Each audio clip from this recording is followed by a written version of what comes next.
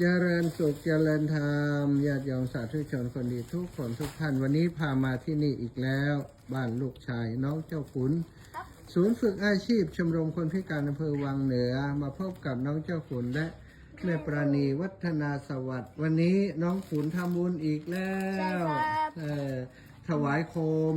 มล้านนาโคมไฟที่ใช้สำหรับงานลอยกระทงเนาะไปประดับวัดต่างๆถวายไปหลายวัดแล้วอันนี้ชุดนี้ตั้งใจถวายหลวงปู่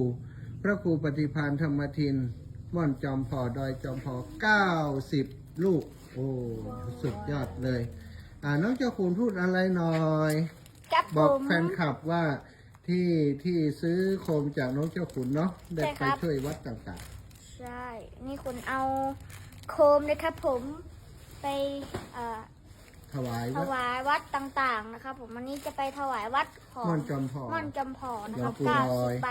หลวงปู่ดอยขอบคุณมากนะคนที่ซื้อผมใช่ครับขอบคุณมากๆครับที่มีคนซื้อของนะครับใครที่อยากที่จะแบบ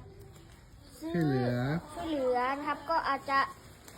ซื้อได้ที่เพจน้องเจ้าขุนได้นะครับผมเราไปถวายวัดเนาะถวายวัดต่างๆแล้วก็ช่วยคนพิการให้มีงานด้วยเนาะใช่ครับใช่สุดยอดมากเลยเป็นความคิดที่ดีวันนี้แม่ปราณีพร้อมกับน้องเจ้าขุนแล้วก็เป็นตัวแทนชมรมคนพิการทุกคนเลยเนาะ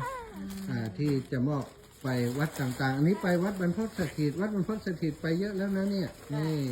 วัดไปกี่ใบนะ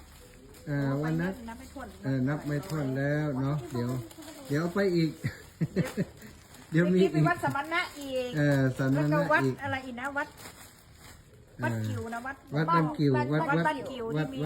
วหรือว่าวัดศรีดอนชัยวัดผูกเนาะวัดศรีดอนชัยพรุ่งนี้มีกฐินเนาะหลวงปู่จะมีกฐินวันที่27แล้วก็จะได้ไปประดับงานตั้งทำหลวงวันที่29น้องเจ้าขุนได้บุญเยอะเลยขอบคุณน้องเจ้าขุนมากครับครับสาธุครับสาธุ